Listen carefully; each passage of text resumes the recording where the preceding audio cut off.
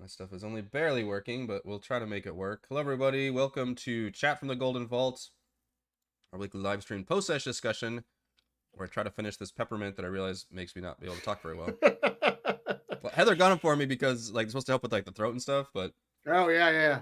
I shouldn't have had one right now. This is the chat for session. Although my throat did okay for the session. The chat for It session did. 10. I couldn't tell you were sick. Yeah, I think I'm basically over it by now. I was hacking real bad this morning, but that was when all the drainage hit me at once. Yeah. We're live. The YouTube video is playing. Okay, sweet. We're working then. I literally tried to start at 4 or 5. It was like me with the hand crank of a lawnmower. Just it was spurting, and then we finally got it going. I don't know what's going on, but there's storms. Gotta prime it. Yeah, there's a lot of thunderstorms and crazy shit happening in North Texas right now, and yeah, it was basically affecting me, Reese, and Heather tonight. Although apparently Reese got hit with the worst of it. I'm your DM Eric, and joining me we have Veros player Chris. Hello. And Cherise player Raymond. Hello. And I don't know if we actually have that much to talk about, but It was a planning episode. It was a planning episode, yeah. Which I appreciate that we spent some time planning. I mean, we really needed to, because that's kind of the core of this kind of thing. I've heard D&D groups with these kind of campaigns. It's been an entire session planning. Yeah. I don't think we spent that long, but no, we didn't. But also, the whole planning thing is interesting because I don't know how much DMs, when players are planning, how much they do these sort of Ocean's 11 style thing where they're like, okay, you've planned, and we're gonna kind of sort of act like you planning was the things happening. Yeah. Like they're, as they're describing the plan, you're watching it happen on screen or whatever in a movie. That's why ultimately the heist thing, you can't ever pull it off like a heist movie necessarily can. You pull it off like an action movie that's going to do a heist. Right. And at some point complications happen. Yeah, and it turns into an action movie. Yeah. Because you don't know everything. You've got some unknown factors. But there was important information to give. And I like the fact that as Trench, I could help give you all, some proper stuff and hopefully feel like you guys are a little more prepared or had some more info going into it. Yeah. I don't know if we could have gotten it from our previous night's escapade, but I wish we'd gotten a bit more information on those back rooms because it was sort of we could plan up until those doors, and after that it's just a complete crapshoot.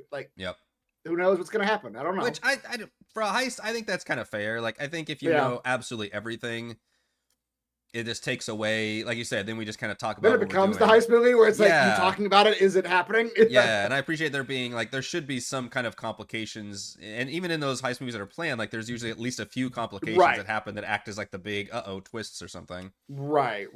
So that was you think you know everything, but then you get in there and something's different, know, something like that. That happens a lot. Yeah, so you're a lot of this you kind of know, and then once you make it to a certain point, you'll be like, okay, now we're in the danger zone, and things are gonna get more complex. Yeah, which is why I'm on your side. I was hoping you would convince Raymond to come with you, so at least it'd be two of y'all going there. Because Jesus, yeah, I'm a little worried. Yeah, but at least you have devices, and you can call in some reinforcements if you need them. Exactly. And presumably, you'll at least have maybe Elowen can come with you in some way. Right. She can shift out our. I'm really hoping there's at the very least there's one dude in the office, so it's become because I'm pretty sure I'm not gonna be able to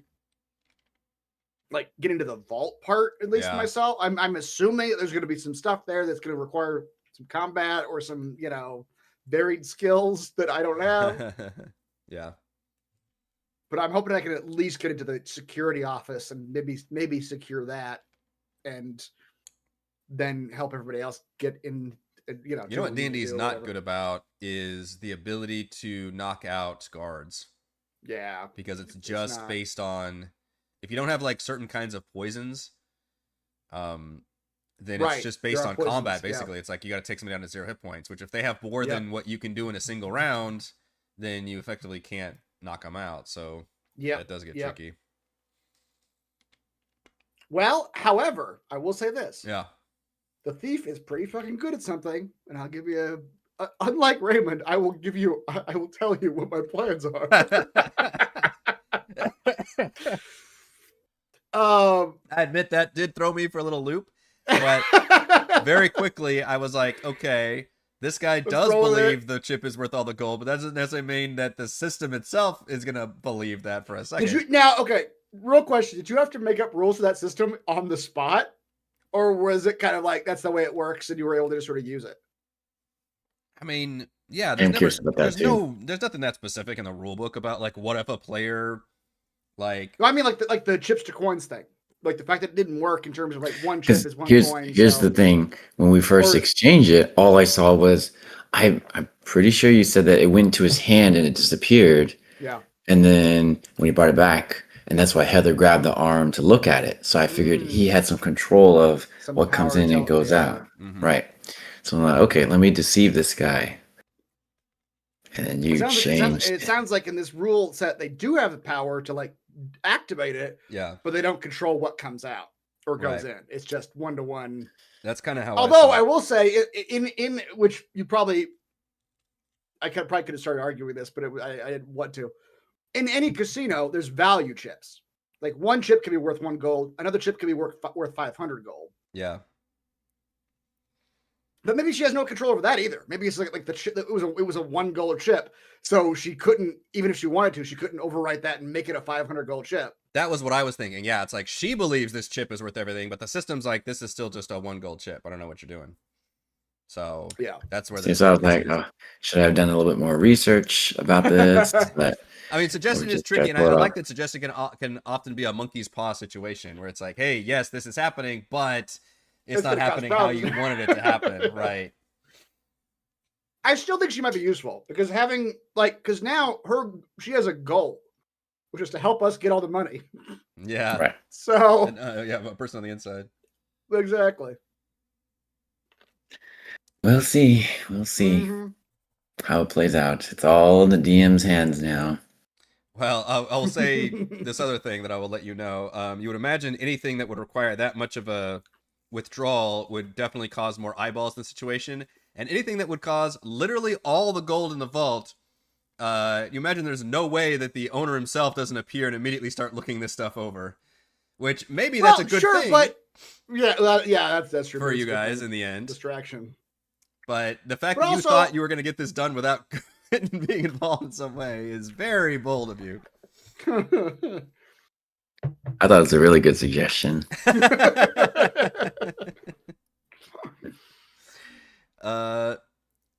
Maybe in a normal casino, I don't know. But as you guys are learning, this might not be normal casinos don't have teleporters, so right. Yeah. I imagine in a normal casino you could say like empty your cashier, your whatever you've got, the money you've got in front of you. Yeah. I could, but I know the money's hidden behind a vault through exactly. So we know special device. Right, so right. So it's more secure than a normal casino because there is that teleport failsafe there. Right. Yeah. We don't have access to any money. Indeed. What I was saying earlier is that thief can use tools, utilize items as a bonus action. Mm-hmm. So I've got nets and ropes that I can use as a bonus action and then also have an action. So Vero can, if he encounters a single person, it's entirely possible that in one turn he can like incapacitate them, like net them and tie them up in one turn. Yeah, restrain that's them. Interesting. Yeah, that does make things a lot easier. So fast. Brandon's asking, do you guys enjoy your characters now that you're several sessions in? That's probably a good check-in point. You're 10 sessions in at this point. How are we feeling about the overall flow of things? I like my character. It's an awkward question to ask of this particular campaign and where we're at in it, because I guess the last dungeon was more like we had to use our character stuff a bit more, but we haven't been asked to use our particular character stuff a whole lot thus far. We did in the first dungeon, the museum, when we were like fighting people and doing all that stuff. Yeah. But this particular dungeon, we haven't used our characters' abilities yet, except for, I guess, speaking with animals. Right. We had 2 whole sessions of basically reconnaissance, I think. Mm-hmm. And then we had this session, which was technically the beginning of the heist, but we didn't even end up rolling a whole lot of dice in general. I think we had the one spell from Sherry, and then I think you rolled like a perception, or you did sleight of hand. Yeah, it's funny. It's a very low. Well, I will say that like my character's built around being good at two things: stealth and sleight of hand. Yeah, and I've been able to use sleight of hand like once in each of the last sessions, so I feel like that's valuable. At least I've enjoyed that. But yeah, there haven't been a whole lot of characters. I agree with Chris. Like we haven't seen our character's potential yet, so it's hard to say for sure. Well, you guys will certainly be. I can't talk about too much what's coming, but there may be complications coming that require more of your character skills.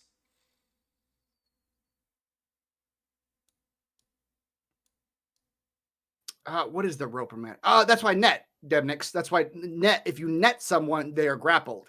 Then you can tie them up with a rope. And I could conceivably do both in one turn. No, they have to fail 2 saves for that to work. But yeah, I wonder what the line for that is, James. Like, there's a certain amount where like they call over somebody to see, just to make sure everything's kosher. Right. Also, I think 7,000 is a bunch of cash. I guess it's all relative. What changes about your character? What? Have you had? James is bragging about how much money he's won in Vegas. No, he's not bragging about it. No. What changes about your character? I would be very happy with the 7,000. That's what I'm saying. Yeah. Take home. That's What changes about your character have you had to make from the original design of your characters, if any? Oh, that's a good question too. I think. Well, one of them was story based. I was imagining my character to be way more assassin-y, but then we had the whole debate with Mr. Trench. Yeah. Where I'm like, all right, I got to pull back on that, I guess, a little bit to keep him happy. I mean, that can be a character arc, is you could have. Definitely, I think it will be. I think it definitely will, because he was like arguing with him. Yeah, like, I don't mind killing people, and just like, that's not what we're trying to do here.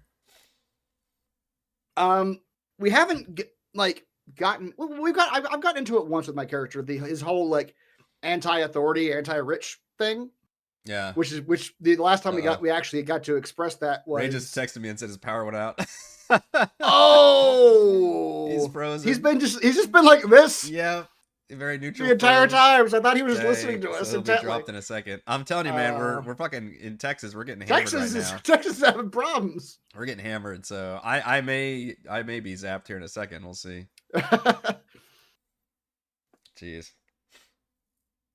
Well, I didn't think he was getting hit down there. I thought it was only up here. No, I didn't think so. Maybe it's a coincidence. Yeah. But anyway, I was saying, like, I hope I get to play more into that, his anti-rich thing. The last time I actually got to do it was in the museum when I decided to leave the copper with the V carved in it behind in the museum, because he's got that pride streak where he's got to let everyone know. Yep, there he goes. Yeah, he's gone. Do I have one of just 2 people? But yes, Demnix, also, teamwork with my strength folks would be perfect. I was thinking about that too. Like if Tavine or Stacey were to grab someone or knock them down, suddenly it becomes easier to tie them up. I think. I'm not sure about prone on rope. Or manacles was the other one too. But how does manacles work? How do manacles work? Bind an unwilling small or medium creature that has a grappled, incapacitated, restrained condition. So they do have to be one of those 3. Yeah. It's not a gag item. So that's weird. I feel like that's a real gap that I feel like the game sort of leaves up to DM imagination or player imagination. Like, of course, if you're tying someone up, you're also gagging them, but there's no like function. Right. I mean, that's kind of a gap in D&D in general, is like stealth as like a mechanic outside of just visual stealth. Mm-hmm. Like there are no like make your feet quieter or gag a person or any of that. There used to be 2 different skills. It used to be hide and move silently were 2 different skills, and they combine that into stealth. And so and there's no way to really like mechanically gag someone. I feel like we have done it. Our group has done it many times before. Yeah, and I feel like you just sort of let us do it. Just let it happen. Sure. It's you can put a piece of cloth around their mouth. Sure. I almost feel like that could be part of the restraining thing, is to have that happen, I guess. I don't think I'd have a problem with that. And yeah, Brandon, I agree that these all these areas seem to take a little bit longer, because they involve the players scouting first, and then planning, and then executing the heist. Yeah. And all those things are just gonna take some time to pull off. And then any kind of complications that I add just kind of exponentially add to the time it's going to take to get through it. Yeah, but I was planning on that. We're just going to naturally spend more time talking about it. Yeah. I was thinking going into this session, we were going to take probably another 2 to 3 sessions, and we'd already spent 2 sessions technically with this mission. Yeah. So I was thinking altogether was probably going to be at least 4, probably 5 sessions. I would be shocked if it went to 6. Pretty shocked, but I mean, it may happen. But yeah, I'm kind of expecting. Which I have as a player, I have no problem with it. I'm enjoying it. I don't know how the viewer, if the viewers are like, "Hey, you guys are spending a lot of time talking about this shit," but I'm okay. I'm generally okay with it.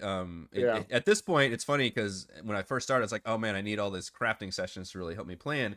And then officially this week on Thursday, I was like, I don't have anything else to really, and I still ended up talking about this one the whole time somehow. So I guess I did have stuff to talk about. It joke's on me, but I'm getting to the point where it's like, I just have to wait for you guys. So yes, we got to catch up. The prep part of this is a lot different than a dungeon crawl, because a dungeon crawl, it's like, all right, I'm prepping these couple rooms. Now you made it this far. Now I'm prepping these rooms. With the heist, I have to prep the entire thing all at once, because you're scouting the entire thing and making sure everything's there. So everything. We're not going room to room. So it's a lot more work up front. Yeah. But then it's kind of less work as you're there, because now I'm just going back to all the things I've already prepped. Mm-hmm. And then only when you change certain things on me do I have to kind of really change my notes. Otherwise, I've got things I can fall back on. Which at this point, I mean, the one thing that Raymond did, I guess I'll have to look at my notes and say, like, okay, how can I work with this and make this adapt and change? But otherwise, I'll probably be looking at starting to prep the next mission, honestly, pretty soon, because especially now that we have a full week off next Friday. Right. Yes. You'll have extra time. Yeah. Brandon, I appreciate all these questions, by the way. Last question I'll ask for Chris. Do you prefer to play or GM? Is it hard to turn off your GM side while playing, or do you go full in player mode when playing? It's a good question to ask you, because you've definitely done both quite a bit. Yeah. I will say, this is the classic artist answer. When I'm not GMing, I yearn to GM, and when I'm GMing, I yearn to get out of it. Ooh, that's a good answer. Because it's when I'm not doing it, I just have so many always ideas. Unhappy. I'm always unhappy. I've never been satisfied. I've never been seen like me. I have all these ideas and thoughts when I'm not DMing, like okay, I could do this, this would be cool or whatever. But then when I'm GMing, it's so much fucking work. I mean, Eric knows. You're immediately like, God damn it. Yeah, it's like, this is so much. I like both. I like being able to react. I will say, in the second half of your question, it's hard. I should turn it off. I feel like, as you can see in our game, I feel like of all the players, I think I challenge Eric more than anybody else. Because I'll get an idea in my head of how this is how this should go. Raymond challenges me the most, to be fair. That's in a different way. He comes with batshit crazy things that make me come up with totally different stuff. Yeah. But I do get in my head like, oh, well, because this happened, you know what? I do that a lot too. I kind of will tend to jump in, and you guys don't have a problem with it, but I'll like jump in and like, oh, because he did this and this, then this should happen, right? And you either go like, yeah, sure, that happens, or you just sort of ignore me. So that is my GM brain. A lot of like, I hear one of my other players say something, so I'm like, oh, the natural consequence of that is that a fire starts over here, or a thing, and I'll throw that out. But Eric's, of course, free to ignore me if he doesn't like the suggestion. I mean, I think it works well. Yeah. So yeah, it's always on. Is the answer. The GM brain is always going. It's just you just don't you don't put it forward when you're a player. Yeah. I definitely appreciate being a player because I get to take the big break. Yeah. Right. And also just a chance to play with all of you, I think, as a player. Because I guess I do use NPCs quite often, but I usually do try to roleplay the NPCs legitimately instead of being like necessarily y'all's friends. Although sometimes that does come into play with various NPCs that are on y'all's side. They very rarely become player character or DM player characters. Right. Yeah, that's something I try to very rarely happens. Yeah. And I think we've all learned that even when I have like an NPC that's capable of that, I still don't want them to like be in the party in a combat basis for too long for that reason. It's like these are about the players. Even the closest you've ever come is Borges, and I feel like Borges is a fantastic exception. Yeah, like Borges is fine. That kind of ended up being a thing that everybody really liked and had him around. So we liked having him around. And even then, he literally just had a basic attack. He never had like full play. We gave him a grappling gun at some point. That's true. You gave him all the extra magic items. That's funny. Which I don't think there's any official rules for. We're like, can NPCs have a tune? I imagine a tunable stuff. I could see the DM saying like, "Nah, you can't tune to that, so you're not a player character, so you can't do it." But like just give him the thing. You can use a wand. Mm-hmm. Someone says, "When I'm a player, But how much do you? I can't help but play the mentor and try to help out the new DM." Yeah. Oh, well, we don't have that problem because Eric and I have been doing this the same amount of time, so we're kind of. Yeah, right there with each other. Mm-hmm. It's an embarrassment of riches when I'm playing Dragonlance, by the way, because I think every single one of my patron players are DMs. Oh, yeah. So they all know the ins and outs of the characters and the game and all that stuff very easily. So it's extremely easy for me. The only thing we ever have to struggle with is like the usual Roll20 bullshit that we all have to, which the new 24 sheets especially. Right. The biggest difference, I think, besides like the actual work involved, is knowing versus not knowing things. Like, because as a DM, you start every session knowing everything. Yeah. The only thing you don't know is what your player's going to do. Right. But everything else in the world, you know. As a player, you go into a session, I have no idea what's behind the fucking back room doors. So it's just a black hole for me. Like I don't know. Yeah. So that's the real like mind frame change is going from I know everything that's it's gonna happen, but I know everything that could potentially happen.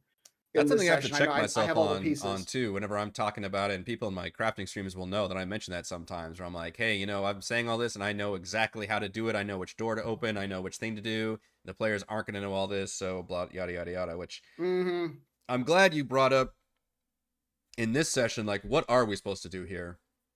what's the like on the quest? What's the mission? Because that's something I think I brought up in the crafting as well as like this one is a little more nebulous because the quest giver themselves didn't entirely know what the thing to do was. Like they had a lot of information about the place, but not necessarily what they're after. And through the Golden Keys song and through Trench, especially reiterating in this session, I was able to kind of lay down like, hey, I'm gonna be honest, this is basically what you're after. Yeah, I appreciated that because I'll be honest, I thought the song was metaphor. When it was talking about contracts and blood, I thought it was metaphorical contracts and blood. I did not think it was literally telling us that it's an actual piece of paper with a signature on it. And I think if this were a video game, I don't think it would have been that forthcoming. I think it would have let that happen organically. But because we're doing D&D and we're talking about stuff and we're doing this once a week and everything, I'm just like, let me go ahead and like spell out. And thankfully, and I'm glad that I have Trench as the DM stand-in to deliver that information organically, is to say, hey, I think this is what's going on here and this is probably what you're looking for. Now still you don't know a lot of information about how do we get there, what's it look like, what's the security like and all that, but at least now okay, I think we need this and we think it's here, and that's what we're going for. Yeah And I appreciate that you brought that up specifically because that was something I had thought about, but it wasn't necessarily going to be something I would have remembered to verbalize, to reiterate, and kind of remind everybody about the situation at the start of the session, because that is very important information. And I actually haven't been doing like the whole mission journal thing either, even though I guess we could. I've been doing these session recaps kind of as a replacement. Yeah. And the mission, it's we're always just doing the one big mission, so I figure that's the the whole thing, and then the session recaps can serve as the reminder from there. Right. Yeah, I think it's working. I outside of the one time I was like, I'm certain we were told this, but I couldn't remember, was when we were talking about the description of the brother. I was like, I think I heard this 3 weeks ago, but I don't remember. That would be interesting, because that's something that I think also I might have brought that up in the crafting, is like, I don't think they ever asked about or interacted with or saw the brother the whole time they were doing the reconnaissance. And I only realized that tonight after we'd been there for 2 weeks. Yeah. And I was like, that's something that your characters in universe would probably have thought to like bring up at some point. It's again the consequence of the weekly thing. It's like, because like hours would have passed, we would have had it fresh in our minds. Well, that's something I wanted to give the benefit of the doubt, because that's not something that I had planned on it being this big shocking surprise or something. That was just like, yeah, he's there. If you talked with him, you would just confirm what Verity said, which is he's just kind of doesn't recognize anybody or doesn't see anything like that. And he's just one of the guards. So. It was funny that I did realize you guys never did check up and confirm that while you were there, but I was like, you know what, that's fine. That wasn't meant to be a big, right. There wasn't nothing. I think part of that was us legitimately forgetting what the goal was over the last 2 weeks when we were reconning. It's like we were so busy looking around the casino that we forgot, like, what are we actually trying to accomplish? Yeah. Oh yeah, there's a brother.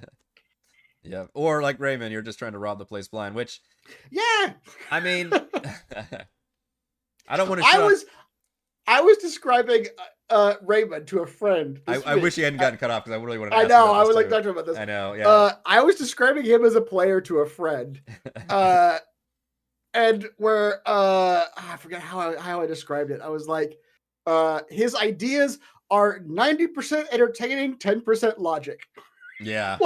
like they're always very interesting, but there's never a step 2 in them. It's never like, okay, well, what happens when you succeed, or what's the logical next step of that? It's like, well, let's see what happens. I worry, and sometimes it works out, sometimes it doesn't. I know, as a DM, and you can tell, I even straight up even said towards the end, I'm like, look, this is you're I was like, you're probably gonna end up robbing this place through the main quest without having to do these extra shenanigans, is what I was trying to tell him. Yeah. I was on board with this whole plan until he declined to go with you and said, I'm going to just stare at this bag. And I'm just like, oh my God. Why? What are we doing here? This is not where the action is.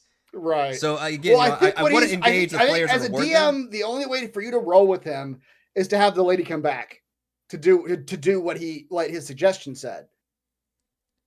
Well, the cashier come back to get the bag, because his idea was the cashier is still going to try to fill up that bag with all the gold. Yes. But logically, the cashier doesn't know that bag is sitting there right now. Well, she doesn't, and you all don't know that she doesn't necessarily have the capacity to even do that, even though she wants to. Right. So it's just it's maddening. It's maddening. Like, I thought with my solution that I gave, I was like, okay, your spell technically worked, but it didn't have the result that you wanted. So maybe you can use her as a distraction tool, that she can move Quentin somewhere else, which is something is like, okay, that's kind of a cool reward. But then he's like, no, I just got to sit here and watch this bag and see if this works. I'm just like, well, fuck, because that just means you're going to sit there while everybody else does things. He does. And he doesn't have the earpiece. He gave that away to Verity. It was like, he doesn't. But he does technically have a pass, because I don't think we gave a pass to Stacey and Tavine. So me and him have passes. So I think he can still do stuff depending on what you choose to do. Yeah. Yeah. Like, again, as a DM, I want to reward the players for doing stuff. But in this case, I'm just like, the reward was like that cashier acting as which she hasn't quite done yet, but she'll probably do it near the next session. Is what's going to be the distracting part of it.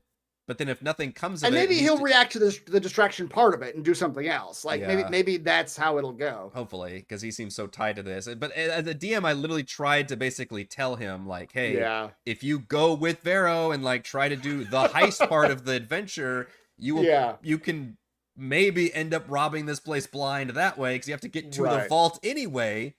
Yeah. Like, logically, I'm trying to think of it like, hey, the main quest is like you have to get to the vault from what you know, to get to this contract, and then maybe you can rob the place while you're there. Yeah.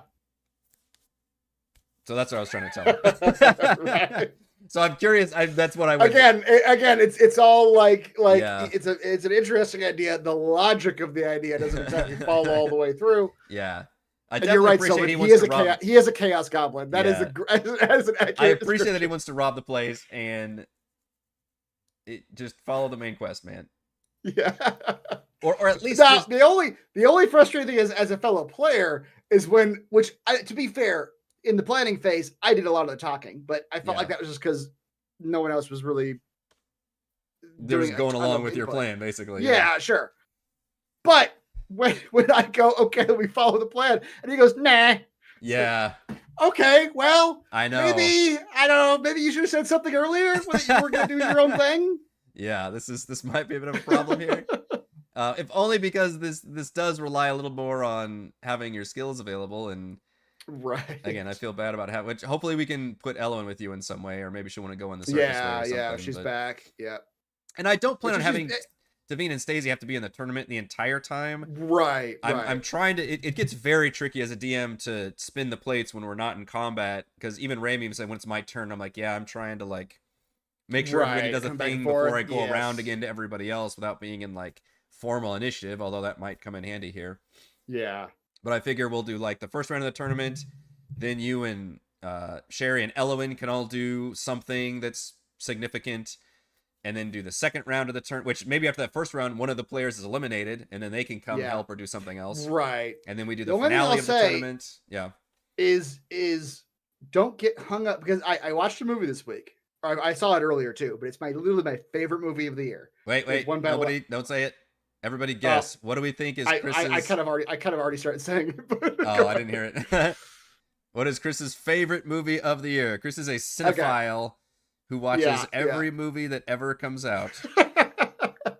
What would be? It's probably pretty obvious to other cinephiles. I don't know if there's any others on here, but yeah.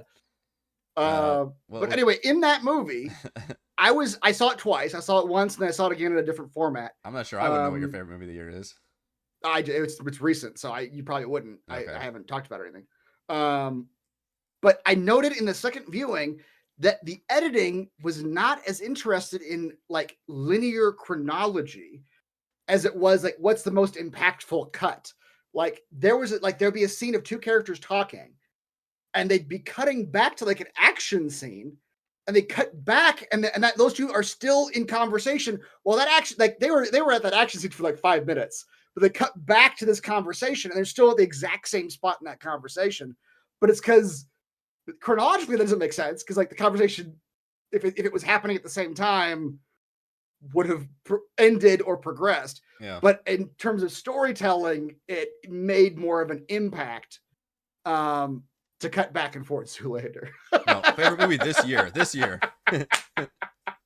Great guess. Zoolander 2? So anyway, my advice would be don't get hung up on chronology. If you need, in real world time, if it makes more sense to do the entirety of the tournament and then come back to us, do that. Like, or if it makes more sense to do, I don't know, one round of the tournament and then come back to us very briefly to see what we're going to do, and then go back and finish off the tournament. The main thing I want to make sure is that nobody's left out for too long. Yeah. In a session. So I particularly felt bad about Reese in this session when I went back and he was like, you know what? And I even asked him, I was like, do we just want to skip you for now? Your shit's not working. I can't do anything. And that's when I knew, like, all right, I'm going to wrap this session up pretty soon. So it's almost more about like real world time versus like what's actually the logical chronology. Like, don't worry about the logical chronology. That's always going to be very soft and malleable, I think. Yeah, which we usually have to play with that. And when there's this many things going on, it gets pretty wild and crazy. Yeah.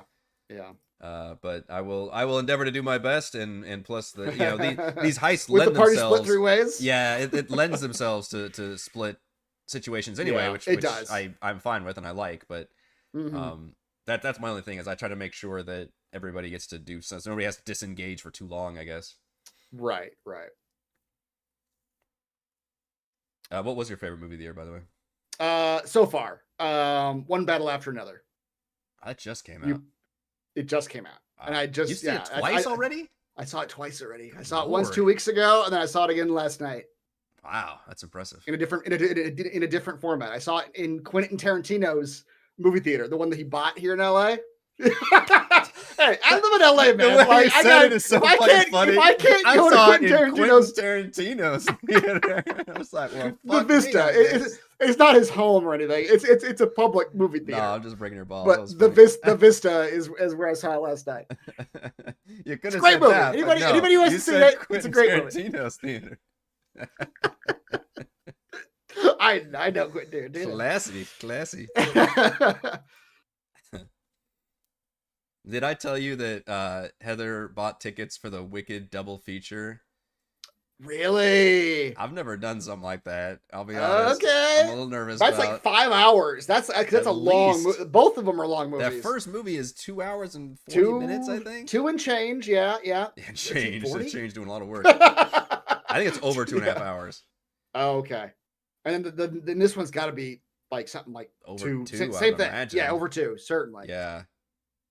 I think it starts at like 11 a.m. It's probably like 6 hours then. Yeah, it's probably. And then if they do, I don't know if they do a break in the middle. Even when they did like Lord of the Rings and all those, I never did the big like marathon things. I was just like, that's just too long. Yeah. But she's really excited. She fucking. I like the first one too. I love it, and she is so head over heels for doing this. And it's also the Thursday, which I didn't even realize you could even go see it that early on a Thursday before it comes out.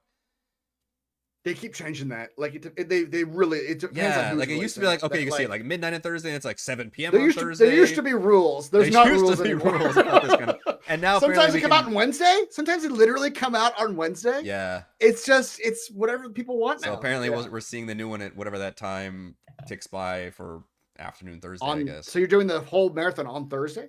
Which is what, the 20th, I think, of November? Yeah. Yeah, so that'll be crazy. A full day. I know. Of Wicked. But I'll be one of the first people to see that fucking movie. Yes, basically. You will. You'll see it way before me. Yeah. Yeah, that's what I mean, and that doesn't happen very often. Yeah. Did the Lotar nice? Yeah, I remember them doing those. Like every new one came out, you did the marathon of the other one. I imagine there's like at least 20 or 30 minutes between the movies. Like I would hope so. I think it's the same theater, so they at the very least have to like clean it and load and like reload it and flip it like you do. Like I said, I've never done it, so I'm not sure how it works, but I assume they give you some kind of brief intermission. Right. Original 3-star. Yeah, that'd be cool. Yeah, I've never, despite being a big movie guy, and I never did anything like that. I mean, I see multiple movies often. Yeah. Almost once a week, but it's never like a marathon. It's never like the same theater and like, you're watching one and then that ends and the next one starts. Lord of the Rings would be really nuts. Like that is so fucking long. It's so long. That's an entire day. It's like 12 those are 3 hour. Yeah, those are like 3 hour movies. Yeah. If they're not the like director's cut or something. Right. If you're not looking at the extended, it's like 3 hours. Yeah. Anything else about the session before you get too distracted about movies? Like I said, no session next week, so I'll have to reiterate everything that we just talked about. Right. About this whole thing going on. Which is funny because I was thinking about like we very often have a Halloween episode, but because it's literally on Halloween, we're not gonna have a Halloween episode. Yeah, it's just too much with everybody doing. It's gonna be a late night for all the kids and stuff doing trick or treating, and I just don't want to cram it in there. They're probably still gonna be up at the time you would do it. And it's Friday, so probably. Yeah. And if you wanted us to do a spooky episode, just go back and look at those Troll Skull Manor we got a bunch. Those are plenty spooky. that's spooky enough. So no holiday one shots or anything this time. Yeah. All right. Well, poor Ray, I guess, got kicked off though. I was hoping he would come back at some point. I guess so. Yeah. I guess he really lost that power. All right. Well, that's gonna do it for this chat. We'll have to see you in 2 weeks. Thank you to Chris. In 2 weeks. And you'll see me. You'll see me next week, and I think we've got a patron session next week as well. So I'll be around, but we just won't be here for Friday. All right. I'll see everybody then. Bye.